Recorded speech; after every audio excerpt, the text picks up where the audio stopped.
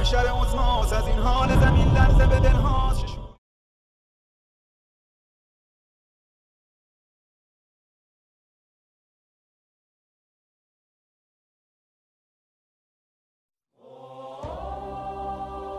History has introduced us to many great personalities.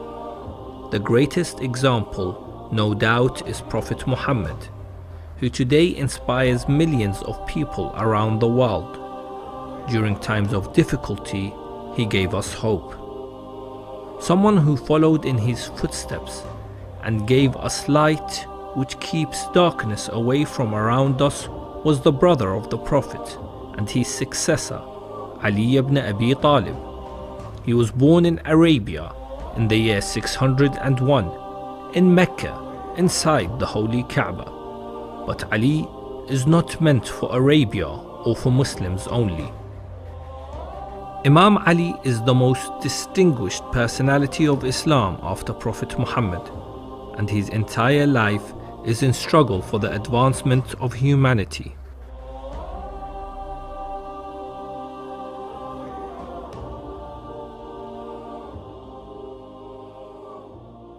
When we come to speak about Imam Ali, we have first of all to understand the whole Islamic system, because the Quran dominates and shapes the life of individuals. They are not superior to the Quran, but they rather are subject to and in obedience to the Quran. So we see this then, first of all, in the life of the Prophet himself, that his whole life is shaped by the Quran. So it's not a question of a ruler who can do whatever they want, but rather it is a ruler who rules under the guidance of God. Now that then gives us the metaphor for understanding Imam Ali too. So his whole characteristic, his attributes, his way of life, his way of conduct is all shaped according to the guidance of the Quran, but also according to the Sunnah of the Prophet. So from the very earliest time, when he is called by the Prophet to be his successor, his friend, and the executor of his will, he then knows that this is to be his destiny. And so Ali's whole life is an imitation of the life of the Prophet. Now the Quran tells us that those who love God will love Muhammad, and they will influence the whole of their life according to his teaching. So just as we see the Prophet being just, sincere, compassionate, truthful, fearless, so we see these characteristics as well in Imam Ali. One of the main attributes of Amir al-Mu'mineen Salamullahi alayh is taqwa Allah. When he talks about it, it comes from his heart. He says in Nahjul Balagha, إِنَّمَا هِيَ نَفْسِي أَرُوضُهَا بِالتَّقْوَى. He says, myself, I tame it with God-worriness, with God consciousness, with piety. This merit of Amir al-Mu'mineen Salamullahi alayh mirrors the Quran. The Prophet sallallahu alayhi wa alihi says, as per Al-Hakim al-Naysaburi in his Al-Mustadrak ala al-Sahihayn, علي مع القرآن والقرآن مع علي. Ali is with the Quran and the Quran is with Ali. That theme of taqwa, God-worriness, God-consciousness, is found repeatedly in the Quran. Amir al-Mu'mineen pivots everything around God-worriness. You want to become a leader? Be God-conscious. You do whatever you do in this world, be God-conscious. Allah is first.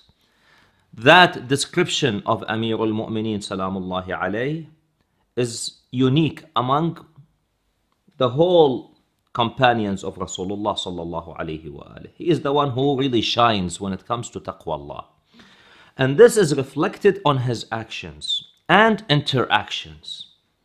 You find even when he deals with his enemies, he deals with them in a manner that is of God consciousness. The Prophet had brought up Imam Ali from his childhood till he grew up to be a youth. In Mecca, he heard Prophet Muhammad call to Islam, and he was the first to accept the invitation. Imam Ali was quite young when the Prophet attached him with himself and called him his brother and successor. In one of his famous sermons, Imam Ali describes the attention paid to him by the Prophet and says, "From the very beginning of my life, he loved me and I loved him. He took me in his lap when I was a baby, and hence I was always with him. He often kept me embraced to his heart. When I was a baby, he fed me with his hands, often chewing hard bits for me. I followed the Prophet step by step as a baby camel follows its mother. Every year he used to stay in the Hira mountains for some time, and nobody used to be with him but I. None could then see or hear him or be near him but I. During those days, Islam was the religion of only the Prophet and his wife Khadija. I was the third of the trio. Nobody else in this world had accepted Islam." The relationship between the Prophet himself and Imam Ali must be one of the very closest in the whole Islamic story. We know that the Prophet used to live in the house of Imam Ali or his parents, Fatima bint Asad and Abu Talib, for a long time. And some people say that even he was there when Imam Ali was born. And then later on, Imam Ali was moved to the house of the Prophet. When Prophet moved to his own house and Imam Ali was born and he was quite young, actually the Prophet, peace be upon him, wanted him to be with him. So he took him to his own house. It is very difficult to say which of his great qualities is the most outstanding. He walked calmly like the Prophet. However, as and when he proceeded to give a fight in battle, he walked briskly and did not turn his head to see anything else. His bodily strength was unimaginable. He usually picked up fighters whom he laid his hands on and threw them on the ground without any difficulty or effort, as if they were small children. Yet Ali was the humble and pious servant of Allah. When he stood before the Almighty God, he made his supplication with full attention. In one of his sayings, it is narrated, he says, "One group worships God to be favored with his blessings. This is the worship of the businessman. Another group worships him on account of his fear. This is the worship of the slaves. A third group worships him by way of thanksgiving. This is the worship of the free man. This is the worship of Ali." I actually advise those viewers who can read Arabic to refer to the introduction of Sharh Nahj al-Balagha of Ibn Abi al-Hadid. He is a Sunni Mu'tazili scholar, of course. Arguably, they say he was the last Mu'tazili scholar because after him Mu'tazilism died out.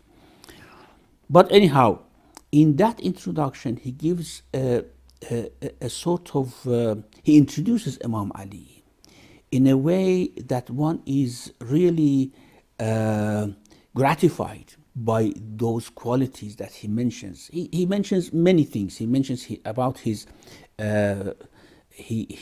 asceticism, his worship, his bravery in the battle, his generosity, his good character, his forgiveness, and all these things. And one wonders actually which one is the most important or the most outstanding quality of Imam Ali alayhi salam. The opposite attributes have been combined in your character, and therefore there are none like you, Ya Ali. There's only few people, because you have someone who's so brave, yet so forgiving, so poor, yet so generous, so knowledgeable, yet so humble.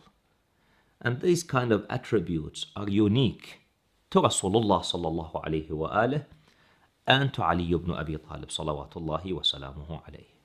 When we speak about a philosophy of life, we are talking about that which shapes and drives the whole way in which I conduct my life. And so for Imam Ali, this was essentially part of his religious duty. It was part of his character and his makeup. And so his philosophy of life was one of obedience to God, implementing the guidance of the Quran, and then taking that profoundly important step of giving guidance to the community in the way in which their Islam should be lived under his direction. And so we see the first point of his philosophy is that it should be under the guidance of God, the Quran, and the Prophet.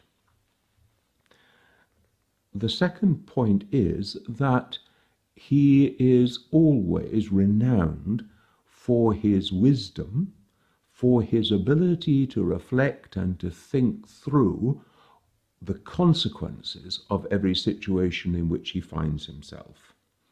And so the second pillar of his philosophy of life is that of reason and balancing of the various good and bad outcomes of any decision that he makes. The third philosophy of his life is a profound understanding of the essential dignity of every human being. That every human being is invigorated, is given life by the breath of God. And therefore every single human being has a value and a dignity, no matter what faith they follow, no matter how well they follow that faith, they have an essential human dignity. He actually worked with his own hand, sometimes for the Jewish people of Medina, to earn some money, to buy slaves, and to free them. And he says, according to historical records, he bought and freed 1,000 slaves from the earnings of his own hand.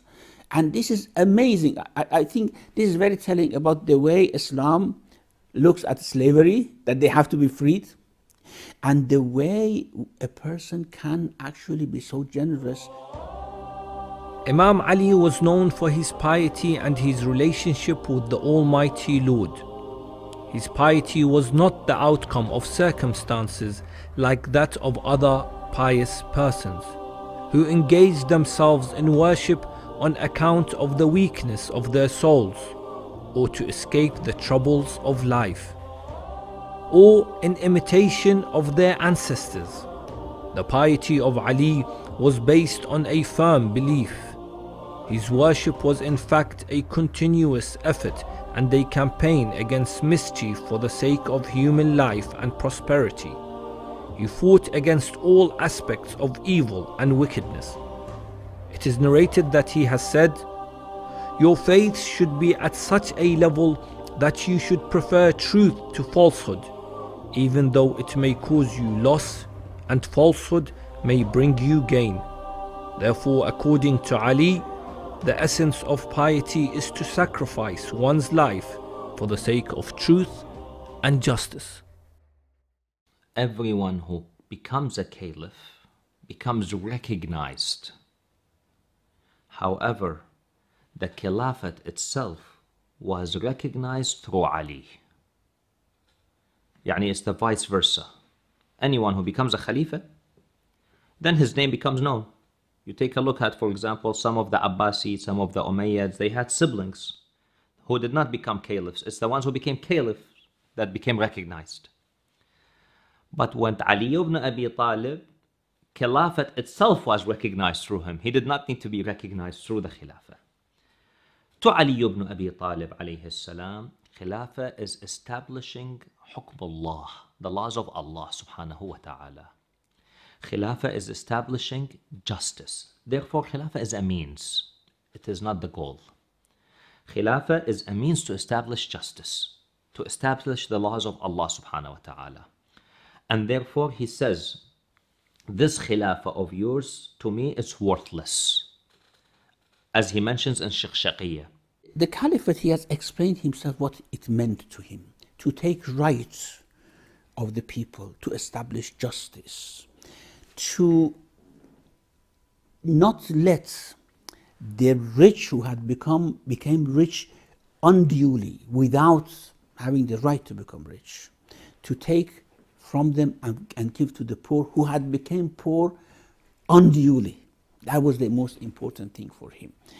And this is one of the criticisms that they raise against him, and many of the battles or grudges that he actually brought upon himself were because of this quality of justice and looking after the poor. He said, it's very famous that he said that this caliphate of yours is less than the splash of the sneeze of a goat for me, unless if I can establish justice with it. That's what he meant. We know that one of the complaints that Ali made was that the first two caliphs had changed elements of the teaching of the Quran and the Sunnah of the Prophet. And he refused to accept authority within the community if it meant that he would accept and implement the errors of the first two caliphs. We know as well that Imam Ali was possessed of a great prudence, of a great concern for the people, because if he had claimed his rights from the beginning, there would have been civil war, there would have been bloodshed. So he prudently withdraws from any kind of conflict in order that the people may be spared. And we see this message repeated again and again. Imam Ali actually was the center of this test of the Ummah. First of all, he was tested very, very severely for his patience, for his behavior. And secondly, the Ummah was tested by him or because of him. Because he was always on the side of Haqq. There's no doubt about it. No one had any speck of doubt about that. And now that history goes back, in the hindsight, everyone can realize that he was on the right, on Haqq. Imam Ali was not very keen to become a caliph. He had assisted the previous caliphs as and when they were faced with any difficulty. And whenever the Islamic Caliphate was confronted with a problem, Ali solved it. After the death of Uthman, the people pledged their allegiance to him and wanted him to lead them. But Imam Ali knew very well that if he accepted the request of the people and assumed the responsibility of the Caliphate, they would not tolerate the manner in which he would run the administration and would not obey his orders. We know as well that Ali was not somebody who pointed toward himself. So it's not as though he was seeking aggrandizement for himself, but rather he is someone who is constantly pointing toward God and his messenger. And we see him acting as the messenger, the servant of the Prophet on many occasions. He is not afraid to live a life of service to one who is the messenger of God. In this role of service, we see his compassion and his concern, especially for those who are poor and needy within the society. So we see the Prophet using him to distribute food to those who are in need, to distribute justice and guidance to people. He is the messenger who goes out from the messenger of God. Now, he does this in a way which does not belittle people. We see him very often actually reaching out to the poor and lowly within society and elevating them, lifting them up, giving them that essential human dignity. So when we see the famous saying of Imam Ali that every human being is either your brother in faith or your brother in humanity, that is lived out in the way in which he conducts himself in his interactions with people. When he came to power, of course, he said that I will not differentiate between Arab and Ajam, between Mawali and Quraysh. Everyone is equal. And and we know this was completely in contrast with the policy of Muawiyah. He was actually preferring people over others, giving them favors, asking favors from them. Some of the people came to him in Medina and said, Ya Amir al-Mu'minin, this is not the way the government works. You cannot suddenly abolish all these prerogatives that your predecessors have given to Arabs, have given to Quraysh. And you have to observe that. And also, these ashraf, the honorable people, you have to call them, you have to give them something so that they support you, their tribe support you. He said that I'm not going to seek victory by oppression and injustice. I'm not the person to seek nasr with jawr. I'm not doing that. I swear, if it was my own money, I would have given them equally. Now, it is not my money, it's money of Baytul Mal. How can I differentiate between them? One can imagine how the situation would have become. I mean, the people who had all those sort of power leverages in the society were going to lose it. Some people say, why, for example, at the time of the third caliph, everything was quiet, things were going nicely. Of course, it's not the case, because after all, otherwise their companions would have come to criticize and eventually killing the third caliph. But some say it was nice before, but when Imam Ali came, all battles, fighting started. Yeah, it's very clear why. He wanted to bring back the standards of the Prophet, the standards of Islam, not letting Jahiliyyah to creeping back into Muslim society. And this was very important. And this was what he set as his heritage. It's not important whether he ruled for 5 years or 50 years. What he left as his heritage is very important. And his heritage is, of course, justice, equality, going according to haqq, and this is the most important thing. According to him, the real duty of the governors of the provinces and other officials was that they should protect these rights and should not allow them to be infringed upon. Imam Ali safeguarded the rights of the people so carefully that it is almost impossible to find any sermon, speech, or statement of his in which he may not have mentioned these rights. Famously, George Jordak says in his famous book, Ali, the Voice of Human Justice, Ali formulated such firm rules and presented such solid views for the rights of human beings, that the welfare of the human society, that their roots penetrate into the depth of the earth and their branches extend upon the heavens. Another important highlight of Imam Ali salamullahi alayh is his justice. His justice is indeed commendable, which is again resonating from his taqwallah. The way he deals with people on the markets, in the streets, and that's what prompted a Christian Lebanese writer by the name of George Jordak to write a book about Imam Ali alayhi salam, calling it صوت العدالة الإنسانية, or the voice of human justice. This is a view of a Christian man, not a Muslim man, who studied the life of Imam Ali alayhi salam and his words in Nahjul Balagha, and he was resonating with them. He was interacting with them as if they are lively, as if he sees Imam Ali in front of him speaking. The way you see George Jordak writing the book, he feels the words of Amir al-Mu'mineen salamullahi alayhi.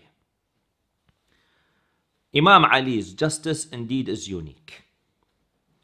When he lost his armor in one of the battles, and a man picked it up who was a Christian man, he found him in Kufa selling the armor. Amir al-Mu'mineen alayhi salam approaches him and says, "This is my armor."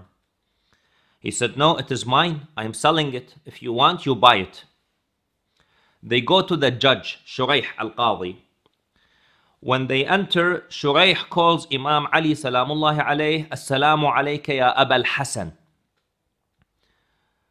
Imam Ali alayhi salam says, "No, don't call me by my titles. Call me Ya Ali." He says, "Why not?" He says, "Because my opponent will think that you already know me, we have connections, and therefore you're gonna judge to my side. They're gonna be biased. Call me Ya Ali. When you have people coming to you, don't call them by their titles." He says, "Okay, what do you want? What's the matter?" They present him with the case. Because the armor at the time was in the hand of the Christian man, Shuraih says, "Ya Amir al-Mu'mineen, or Ya Ali, do you have a proof that it belongs to you? Do you have any witnesses?" And Imam Ali says, "No, I don't." He says, "Well, then the armor belongs to him." And he rules against Imam Ali alayhi salam. Imam Ali tells Shuraih, "Well done. This is the right judgment." They go out of the courthouse. The Christian man asks Imam Ali, "Are you not Ali ibn Abi Talib?" He says, "Yes." "Are you not Amir al-Mu'mineen?" He says, "Yes." Aren't you the one who appointed Shuraih as a judge?" He says, "Yes." He says, "Then he just ruled against you." He says, "But this is the ruling of truth. I don't have any witnesses. And it was under your hand, under your control. Therefore it belongs to you." The man says, "Ashhadu an la ilaha illallah wa anna Muhammadan Rasulullah wa annaka bil haqq wasiyyu Rasulillah." He says, "I bear witness that you are the right successor to Rasulullah." And he becomes a Muslim. He says, "I have never seen this kind of character, but in the prophets. The prophets would behave like this. And since you are not a prophet, then you must be a true successor to the Prophet sallallahu alaihi wasallam." And he says, "Ya Amir al-Mu'mineen, you're right. This is your armor. He'll take it back." Imam Ali at that point says, "You can keep it," and goes on. This kind of mesmerizing justice of Imam Ali is unique, second only to Rasulullah sallallahu alaihi wasallam. Yes, it's very famous that Imam Ali alayhi salam was going to the houses of some of those widows whose husbands were killed in battle against him.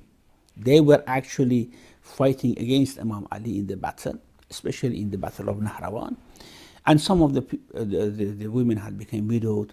There's this very interesting story that he went to the house of a widow woman who helped her to take something for her. And she was swearing at Ali, that Ali did this, Ali did that, and he didn't mention that I am Ali. And he was helping her and playing with her children. I mean, these are very humane aspects of a person. The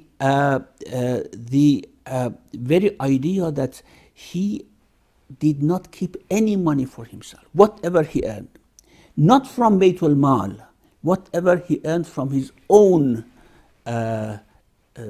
struggle or efforts, his own efforts, he just spent it for the poor. He did not keep anything for himself.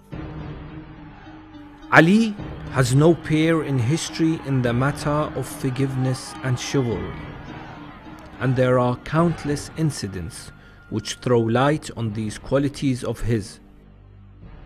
It is said in this connection that on the occasion of a battle, he gave the following instructions to his soldiers.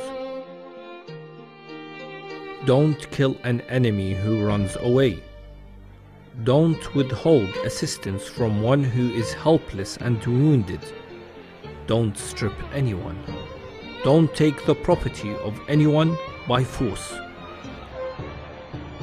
Looking at the ethics of Amir al-Mu'mineen alayhi salam in war, it demonstrates how intriguing it is that he is a man of peace, not a man of violence.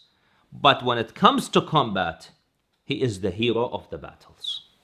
In the Battle of Basra, for example, in Battle of Jamal, Marwan ibn Hakam, who was his bitterest enemy, was, of course, captured, and he just forgave him and let him go.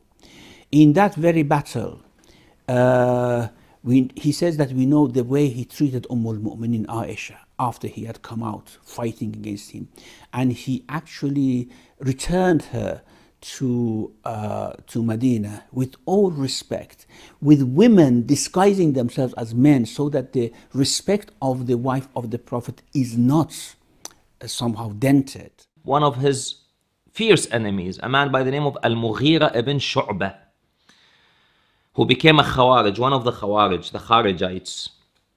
And Imam al-Hasan alayhi salam scolds Al-Mughira, and he says, you are one of the people who attacked the house of my mother Fatima. This Al-Mughira ibn Shu'bah builds a minaret in his house, and he starts cursing and talking negatively about Amir al-Mu'mineen salamullahi alayh during the Khilafah of Amir al-Mu'mineen salamullahi alayh. Imam Ali in Masjid al-Kufa, and Al-Mughira ibn Shu'bah goes on his minaret in his house, and he starts talking negatively, in a negative way, against Imam Ali salamullahi alayh.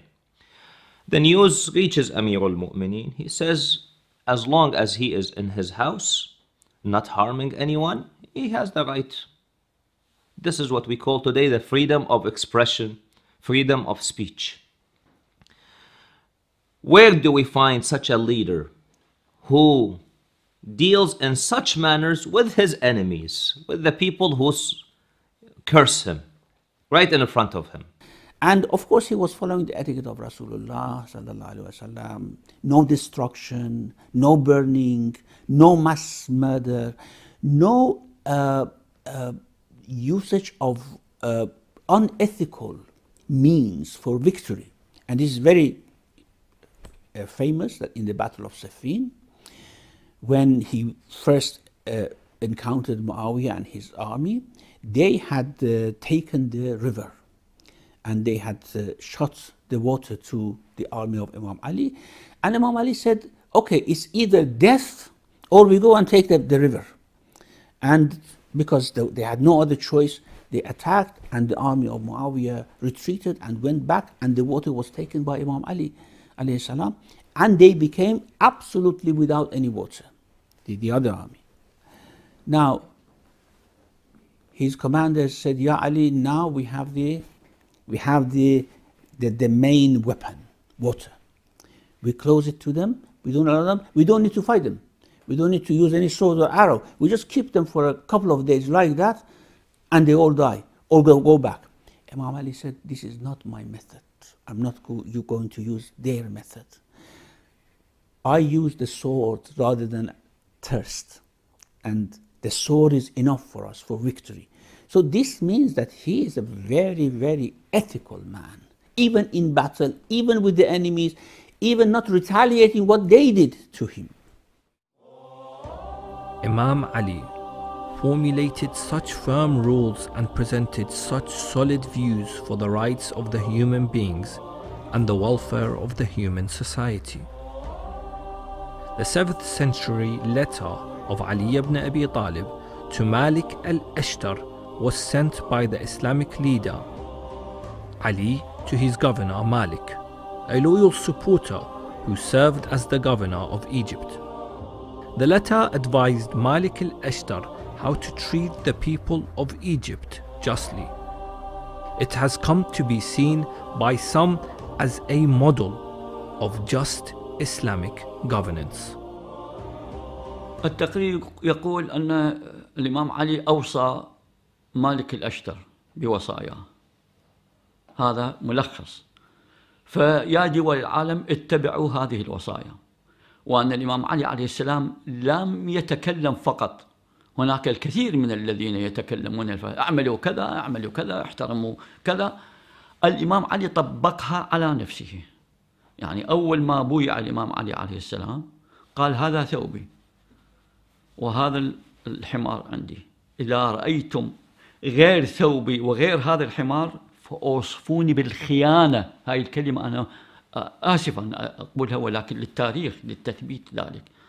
أوصفوني بالخيانة إذا وجدتم غير هذا الثوب وغير هذا الحمار.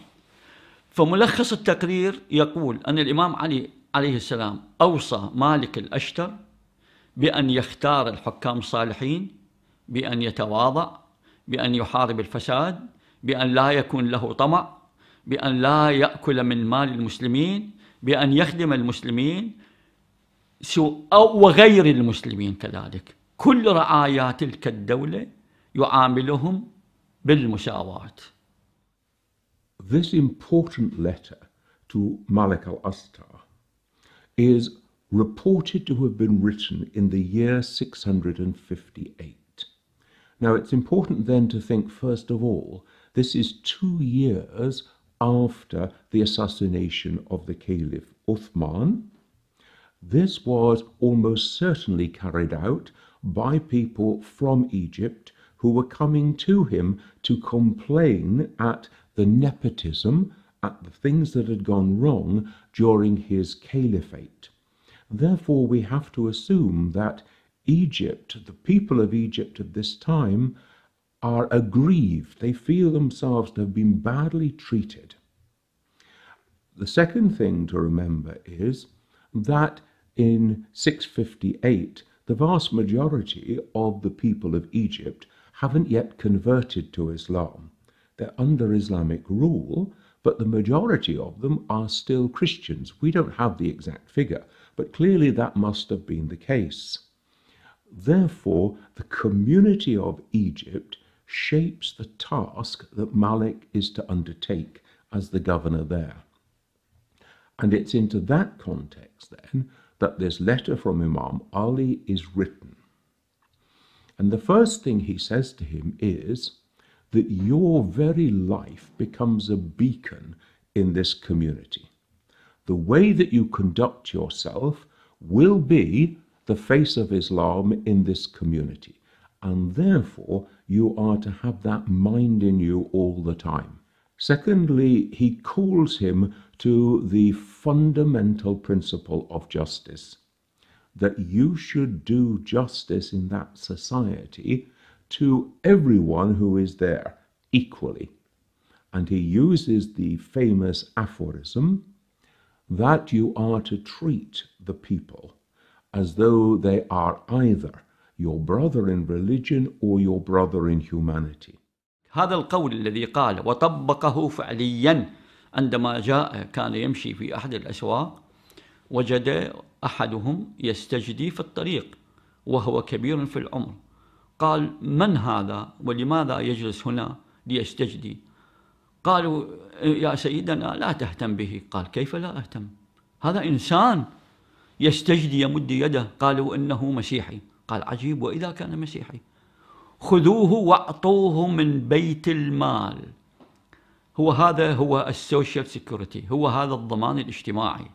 من ذلك الزمان أول من طبق الضمان الاجتماعي السوشيال سيكوريتي هو الإمام علي. من ذلك الزمان مسيحي اعطوه من بيت المال، اعطوه راتبا حتى يعيش عيشة محترمة.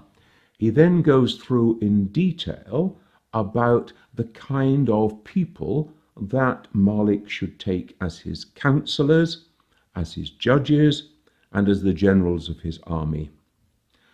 So as his counselors, first of all, you are to take counsel only from those people who are of upright life and who have never been known to give that counsel to a tyrant.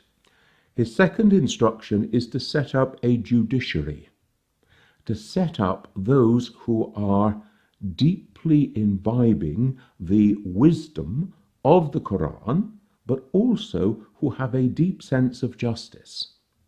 Now, justice is not something that wears labels. There's no such thing as Muslim justice or Christian justice or secular justice.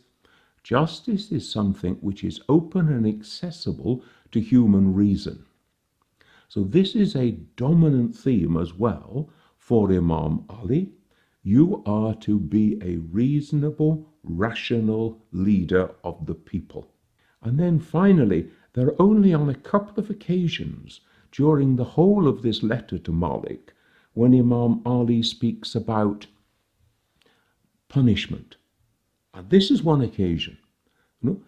If a judge is seen to be corrupt, then you are to punish him without hesitation, and that punishment is to take place in public so that everybody can see that nobody is above the law and corruption will never be tolerated. And then he gives guidance about those who are to serve in the army. Now, the army is there in order to protect all the people, and it is to be led by wise officers who not only are skilled in the ways of warfare, but who have great compassion and concern for their soldiers, for the men who fight with them. So there is no sense here in which the ordinary foot soldier is expendable in the battle. Rather, you are to treat each and every one of those soldiers as though they were the most precious thing, as though they were your own son going into the field of battle. Because only if the officers have that degree of concern for their men will you have a truly just army system. The Imam says to Malik that you are to have an overriding concern, and that concern will be for the poor people within that society. You are to reach out to the poor, you are to raise them up, you are to see that they are fed and that they are properly cared for, and then the people will love you and they will come to respect you and to trust you. صدر بموافقة الدول كافة، وهذا نصر كبير لنا وللإمام علي وللإسلام وللشيعة بصورة خاصة. هذا لا يمكن تغييره. صدر في 169 صفحة به توصيات لدول العالم وإلى الدول العربية وإلى الدول الإسلامية باتباع وصايا الإمام علي عليه السلام. The justice of Ali is one that is always admired by all walks of life. The life of the Commander of Faithful is based purely on the teachings of Islam and on the principles of justice and humanity. It's said that Imam Ali was killed because of his excessive emphasis on practicing of and adhering to justice. Justice is the master of virtues and the cause to peace, and Ali embodied this in his life. Al-Allama al-Majlisi in Bihar al-Anwar has a section dedicated to why people hated Ali ibn Abi Talib alayhi salam. He gives many reasons. For the sake of time, we'll touch upon two of them. The first one of them is the Battle of Badr. فأودع في قلوبهم أحقادا بدرية وحنينية وغيرهن. In Du'a al-Nudbah, he left in their hearts, the hearts of the mushrikeen, the heart of the enemies, ahqad, hatred against him, from the time of Badr, Hunayn, and other battles as well. Abdullah ibn Umar tells Imam Ali alayhi salam, he says, Ya Ali, إن بدرا لم تذر لكم صديقا. He says, Ali, the battle of Badr did not leave you with any friends. Imam Ali corrected him. He said, إن بدرا لم تذر لنا مذيقا. المذيق Madhiq is laban al-makhshush, meaning false friends. Even false friends were not left with us. Why? 70 of the mushrikeen were killed in Badr. 70 of the heads of them. 35 of those were killed by the sword of Ali ibn Abi Talib, salamullahi alayh. And Imam Ali writes in Nahj al-Balagha to Muawiyah in one of the letters, he says, the sword with which I killed your brother and your uncle and your grandfather is still in my hand, ready to fight you if you initiate war against me. Do you think Muawiyah will forgive that? He will forget that? If Yazid ibn Muawiyah, who was not even present, who was not even born at the time of Badr, if he himself says, Layta ashyakhi bi Badrin shahidu, I wish my forefathers in Badr were here to see how I sought the revenge of the battle. Even though they killed Al-Hamza in Uhud, yani they got some of their revenge in Uhud when they killed Hamza and Hind did whatever she did with his body. But that they still did not consider as enough of a revenge. Killing Imam Hussein and doing whatever he did to him by a man who was not even present, he was not even born. So what do you think Muawiyah feels like because of Badr? What do you think Abu Sufyan feels like because of Badr? So Abdullah ibn Umar says to Imam Ali that Badr did not leave you with any friends. The wounds that you kept in people's hearts from killing their heads of Quraysh, Imam Ali says not even false friends were left to us. So it's the people whom were killed by Imam Ali, and therefore the families of those people had this hatred against Imam Ali. But Imam Ali was defending Rasulullah sallallahu alaihi wasallam, defending Islam, the word of Allah subhanahu wa ta'ala. So even though Imam Ali knew that him killing the mushrikeen, fighting against those people who are attacking the religion of Islam, who are violating peace, knew that this is going to result in the hatred against him and his family, and the attack against his wife, and the killing of his own son in his house, Al-Muhsin salamullahi alayh, yet the word of Allah is greater. Dhikrullah akbar. And he would fight for the dhikr of Allah, for the word of Allah, under the service of Rasulullah sallallahu alayhi wa alayhi. It's an unfortunate fact of life that not everybody is as good as they ought to be. Not everybody is as obedient to the guidance of God as they ought to be. If you have given over your life to bad acts, to wicked acts, to doing evil upon the earth, then the last thing that you want is to come in contact with pure goodness, with uprightness, with justice, and with truth. These were the characteristics that people saw in the life of Imam Ali. Now, if somebody's life is given over to a completely different set of values, then they are not going to like the goodness that they see in the Prophet. I think of it this way, that if you go out of a dark house on a very bright sunny day, the sun can be so bright that it hurts. It almost blinds you, and you want to close your eyes to shield your eyes from the light. This is how it is when a wicked person comes into the presence of someone who radiates goodness and truth and justice. Therefore, it hurts them. Therefore, one of the things that they do is that they curse the good, they curse the light, they curse the justice, because that will reveal their weakness, their wickedness before the world. So Imam Ali is a bit like a searchlight, a burning bright sun that casts light into the lives of those that he encounters. And when they see that, if they have given their lives over to wickedness, then they will curse him, then they will reject him, then they will fight against him, because they do not want to be shown up for what they are. The second point why people disliked Imam Ali alayhi salam is because of his adalah, his justice. Some people started to get paid extra money during the time of the second Khalifa. When the third Khalifa came, Bani Umayyah started to have a lot of money. With money comes power. Now comes Ali ibn Abi Talib alayhi salam, takes this money away from them. He's taking this power away from them. People don't like that. An example that we can give in modern contemporary world today, imagine if a leader of a prominent country, developed country, comes and says we are going to seize all the powers away from corporations. What do you think these corporations are going to do in reaction? Corporations that are worth billions of dollars. They will invest a lot of money in attacks against this individual. So Imam Ali was fair, was just.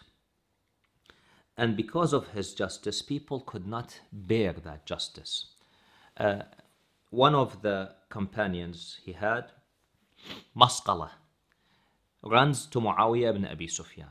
And Imam Ali writes in Nahj al-Balagha, or mentions in Nahj al-Balagha, it is mentioned. He says, Tabban li Masqala. He says, woe upon Masqala. He did not run from injustice. And he ran away to Muawiyah. He says, nor was he seeking justice. But in fact, he could not bear with the justice of Ali ibn Abi Talib. And all those people, in a different saying, he says, those who leave me and go to Muawiyah, they're not running away from injustice, nor are they seeking justice. No. They can't bear with my justice. This is how I deal with people. It's God consciousness, God worthiness. When Imam Ali alayhi salam became the Khalifa, some of the people advised him. They said, Ya Amir al-Mu'mineen, Talha wants some power. Zubair, he likes some power. Muawiyah wants to remain in Sham as a Khalif, as a governor, Wali. Give some power to Talha, Zubair, and this way you gain them on your side. Keep Muawiyah in Sham for some time as a Wali, as a governor, until your Khilafah strengthens, until everything solidifies. Once you have the strength, then kick them all out. Get rid of them all. Imam Ali alayhi salam says, then what will I answer Allah on the Day of Judgment? If one of these people oppress one of the Muslims or one of the people who's their subject, who's going to be responsible? He says, I will never do that. There's no compromise. And therefore, he does not give power to Talha and Zubair. And he writes a letter to Muawiyah saying that you need to leave your position and I'm going to send someone to take over from you. Muawiyah obviously refuses, and that's what initiates a battle later on known as the Battle of Siffin. What's important to know here is the adala of Amir al-Mu'mineen alayhi salam. An Egyptian writer by the name of Abbas Mahmoud al-Aqqad. He writes a book called The Genius of Imam Ali, Abqariyatul Imam Ali alayhi salam. In it, he writes this quote that Muawiyah is not smarter than I am, but he lies and he cheats. He writes this quote. He says, this is what makes Imam Ali unique. Because he does not lie, he does not cheat, he's a fair man. He's a man of justice. I call it a man of taqwa Allah. He is God conscience. And this is what really tells us how great Amir al-Mu'mineen alayhi salam is. But the reason for people hating him are such that they could not live with the justice of Imam Ali salamullahi alayhi.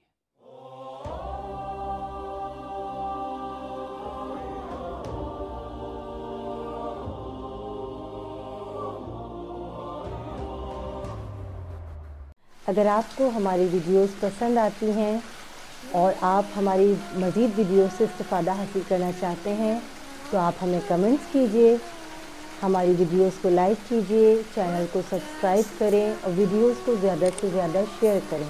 इसके अलावा आप हमें social media पर Instagram और Facebook के ज़रिए follow कीजिए।